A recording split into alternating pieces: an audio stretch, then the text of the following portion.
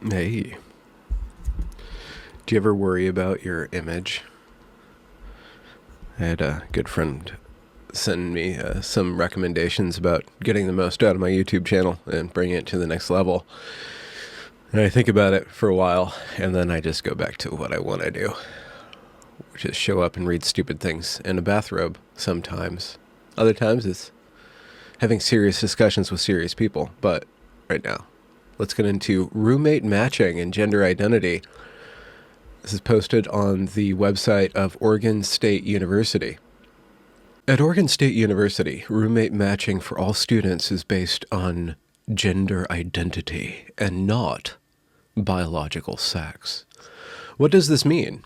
Students are able to indicate the gender they identify with on their housing applications, which may or may not match their biological sex. Students will now have more choice in who they match with as roommates and how much gender identity information they want others to see. Okay, this is the question though. It seems like there's these competing notions of freedom and choice. And are you able to choose whether you room with a biological male or without a biological male? If you are a female and don't want to room with a biological male, are you able to make that choice if everything is based on gender identity and not biological sex? So they have cast aside your ability to choose biological sex, but you can choose this thing called gender identity. What is that? Well, they don't define it right up front, but they do answer the question, what does this mean for you specifically? Now, these are, I'm going to say probably 17, 18, 19-year-olds that this brochure has been generally made to speak to, probably their parents as well. Students who are living at Oregon State beginning during fall term and who apply by application deadlines are eligible to select their own roommates and have optimal choice in their roommate search. Quickly jump into the link. This link shoots you over to a 6-step process, including set up your roommate profile, search for a roommate, push yourself outside of your comfort zone. That one is probably the most wiggly wobbly, so I'll just read the 3 points that they have to define what they mean by pushing people outside of their comfort zone. Don't just accept the first roommate request you receive. Actively engage in conversations with multiple roommates to see who will be the best fit for you. Once you have found a roommate, let others you have been talking with know you have found someone else. Consider living with someone you don't already know. While you do have the option of matching with a friend from home, be aware that becoming roommates sometimes creates conflict within friendships. Okay, so they are willing to admit that there could be conflicts between people who already know each other rooming together, but they are not going to admit that there might be conflicts based on biological sex when you pair a female and a male up with one another. Why does gender identity get to be better than everything else? Why does gender identity exclude everything else? Why does gender inclusivity rapidly deteriorate the ability for people to call bullshit? That's basically what it's designed to do. You cannot call bullshit. Okay. So what does this mean for you specifically? So if you have signed up by application deadlines and you get to use that roommate search to pair up. For example, writes the original page, if you identify as a woman, not if you are a woman, if you identify as a woman and want to find a roommate who identifies as a woman, you may do so.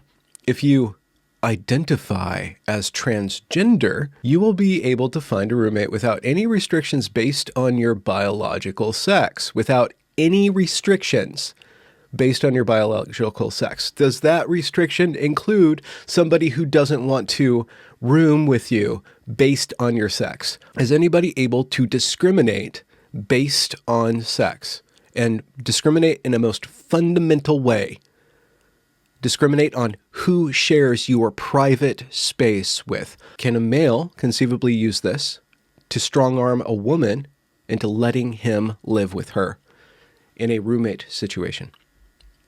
where the woman is at her most vulnerable. To continue, if you apply after these deadlines or choose not to select your roommate, our housing staff will assign you a roommate whose gender identity category matches your own, not your sex. Wow. How does gender matching work in roommate matching? Students who select their own roommate will be able to search for a roommate based on a number of criteria, including major answers to roommate profile questions in the housing application, OSU class standing, and gender identity. Students who either choose not to select their own roommate or are not eligible to select their own roommate, they apply after the corresponding deadline, or are a mid-year applicant, will be assigned a roommate based on the category of their gender identity. There are 3 categories of gender identities: man, woman, and self-identified.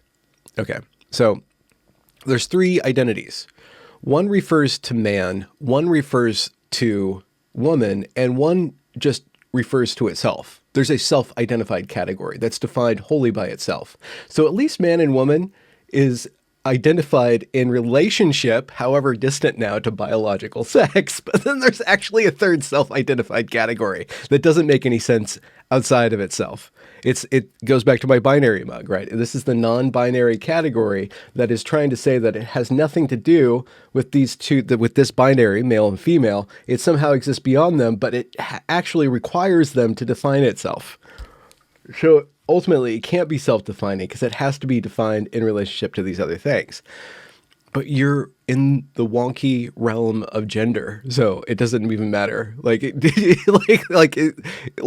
not a logically sustainable category anyways, but it doesn't matter because you're just going to live the dream.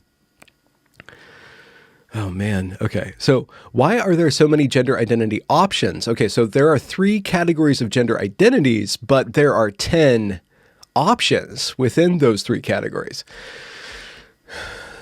Due to recent legislation in the state of Oregon, the university makes efforts to no longer define gender on a binary, meaning just male and female, in an effort to provide all students access to the same services at the institution.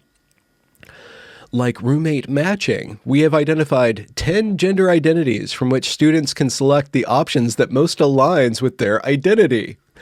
1. Agender, asterisk. 2.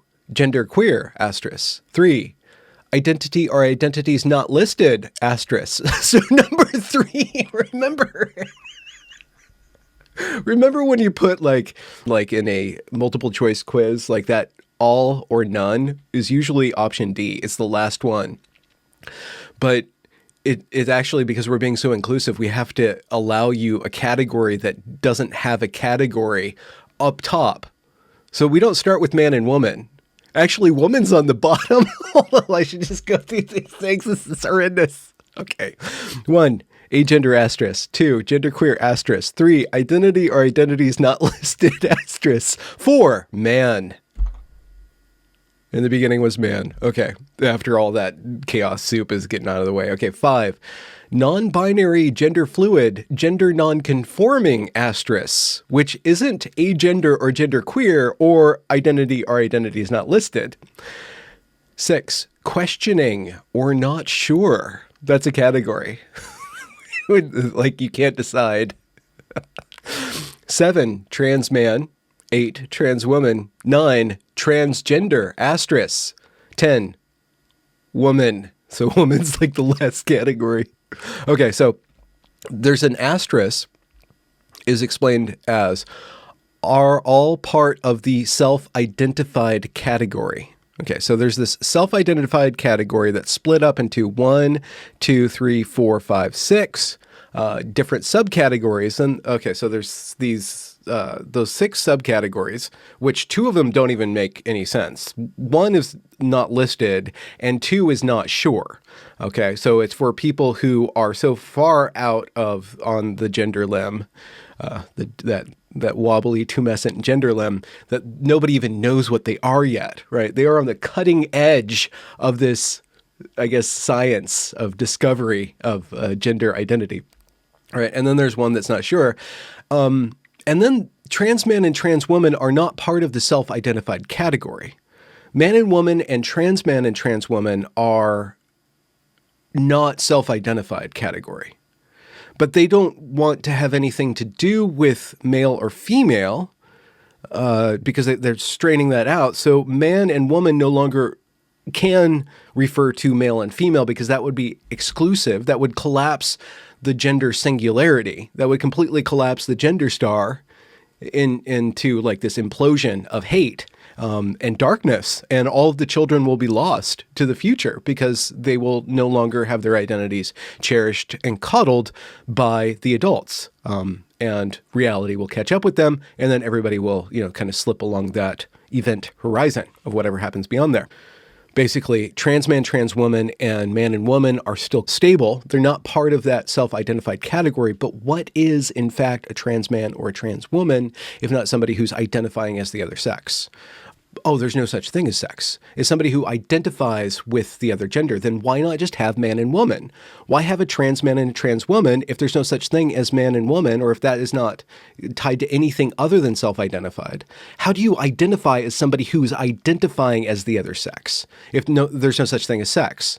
I'm going to repeat that again. How do you identify as someone who identifies as the other sex if there's no such thing as the other sex? So after man and woman are thrown under the bus, so are actual trans people, the people who identify as identifying as the other sex and then going through steps to, present as that other sex and, look, sound, and smell like that other sex.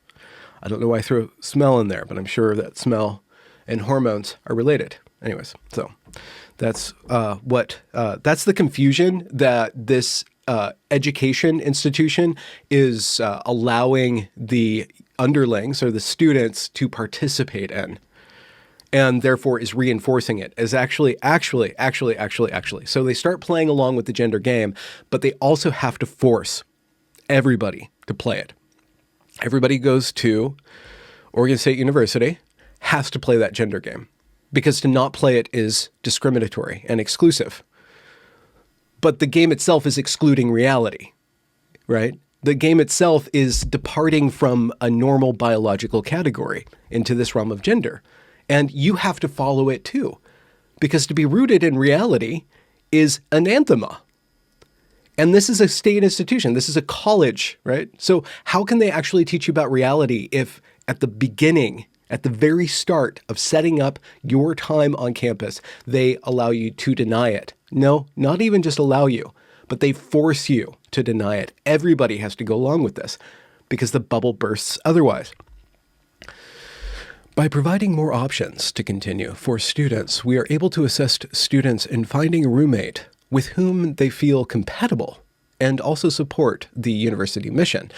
And this is from the University Mission. As a land-grant institution committed to teaching, research, and outreach and engagement, Oregon State University promotes economic, social, cultural, and environmental progress for the people of Oregon, the nation, and the world. The problem with progress. Progress is great, right? If it's actually continuing to progress along realistic lines. Once you depart from reality, the progress is the same thing as departing Earth's gravity. And you just fly off into the unknown until a bigger, munchier, crunchier, brighter star or planet, heavier, windy, swallows you.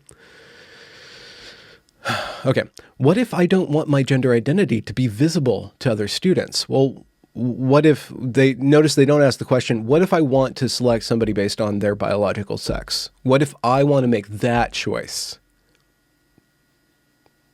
Not even allowed to be questioned. You have the option to make your gender identity private via your housing application. By selecting to have your identity private, you will remove yourself from being visible to others as a potential roommate. You may still search for roommates, but will have to initiate any requests to potential roommates. So I guess it's up to the students to figure out if they want to be with a man or a woman, and then kind of stealthily get that. Hold on till a little bit later, though. I perceive a hitch in that plan of students trying to avoid this gender nonsense. The students are just like, okay, I want to show up. I just don't want to deal with the, living with a woman, living with a man, living with this other category. I'll just live with a bro. I know what a bro is like.